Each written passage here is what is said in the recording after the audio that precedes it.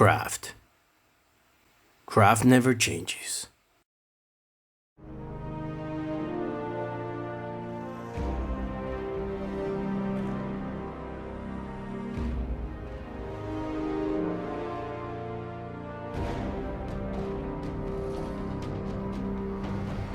Hello everyone, welcome to the Metal Crafter. I'm Paulo.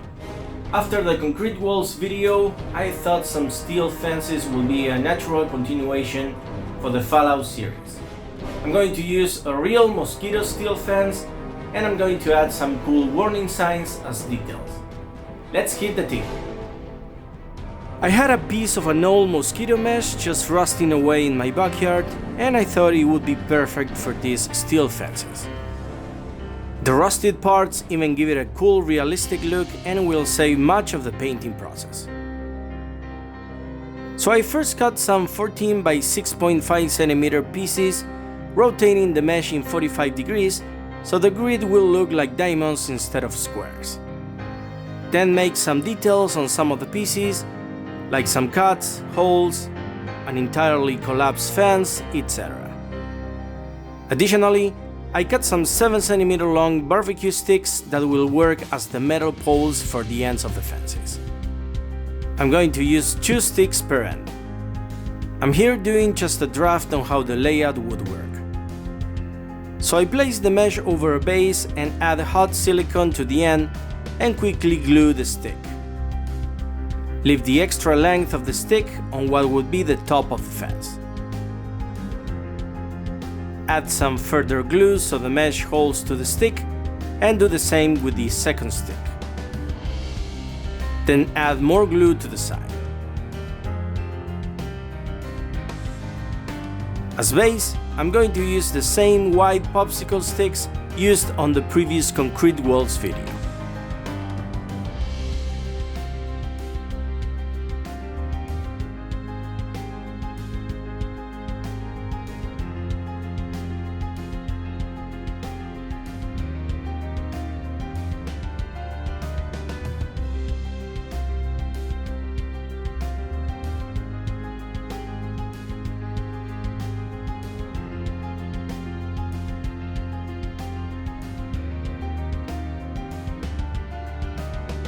Going to add some Paris plaster mix to give it some texture, but before that I had to add several layers of decoupage glue or Mod Podge. Otherwise, the wood would absorb the water of the mix and would bend like hell. If you want to avoid this step entirely, you can use another material instead of this mix, like modeling paste or cold porcelain, for example. For the usual mix, add water, white PVA, and plaster Paris. You can also add a little bit of sand and some small rocks.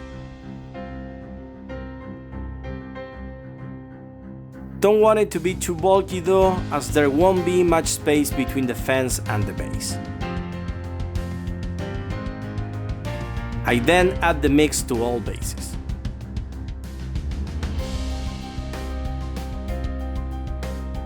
Once dried, I give them the usual light brown base and then dry brush with neutral gray.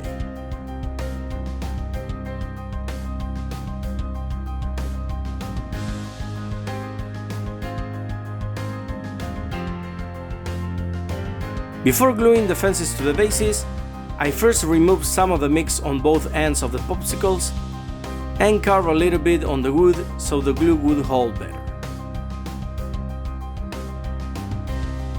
Then add super glue on both ends and glue the fences bolts.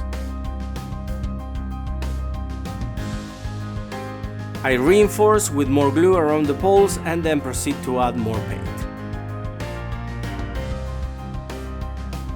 I use gunmetal to paint the poles and then a bright dark brown to add some rust effects over them.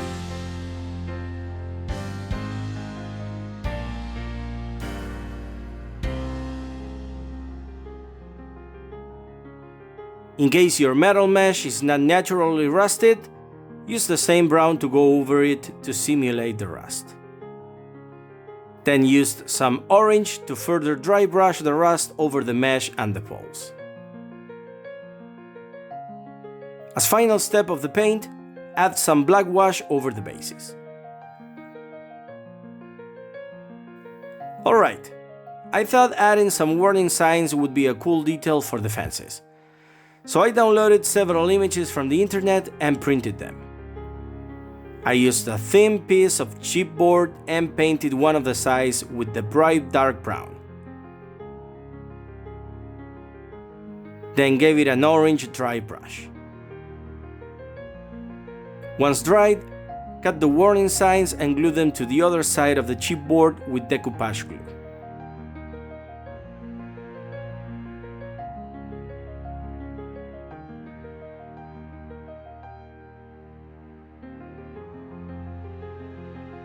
Add a little bit more glue over the signs and cut them once dry.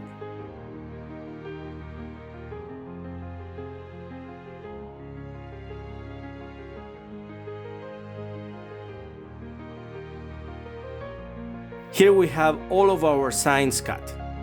Radiation, no trespassing, electrical warnings, etc. I'll leave a link in the comments with the Word documents that includes the images.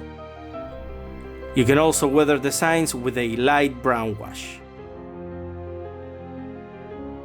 Adding them to the fences with glue would look unnatural.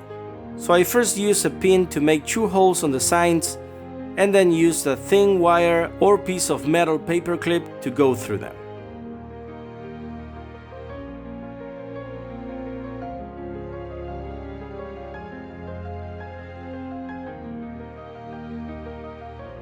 Then added them to the fence and twisted the wire from the other side to hold it in place.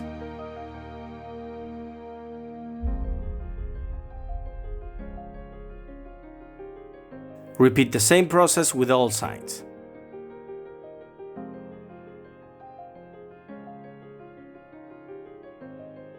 To finish our fences, I added a little bit of flocking and toned down the greens.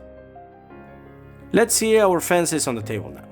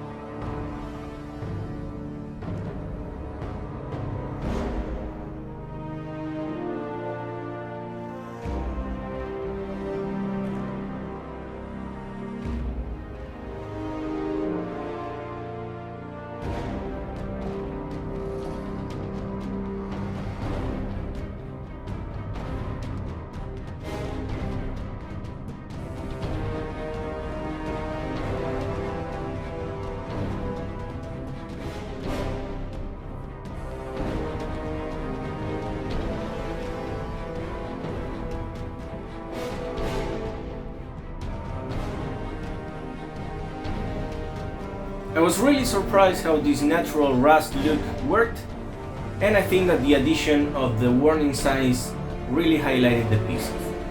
These work very well along the concrete walls we previously built. I hope that you can build your own fences, and if you enjoyed the video, remember to hit the like button. As always, if you want to follow this Fallout series and other builds that I make, remember to subscribe and turn on notifications. Leave your comments and suggestions below, and I'll see you on the next craft.